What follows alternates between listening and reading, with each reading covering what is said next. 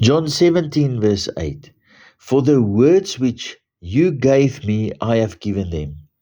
And they received and accepted them, and truly understood with confident assurance that I came from you, from your presence, and they believed without any doubt that you sent me. Proverbs 18 verse 10.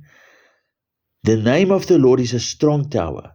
The righteous runs to it and is safe and set on high far above evil.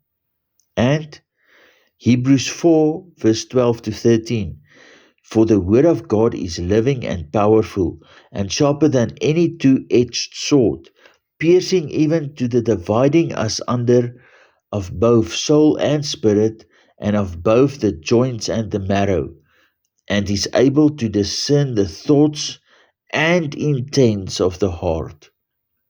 And there is not a created thing that is not manifest in his sight, but all things are naked and laid bare before the eye of him to whom we must give account.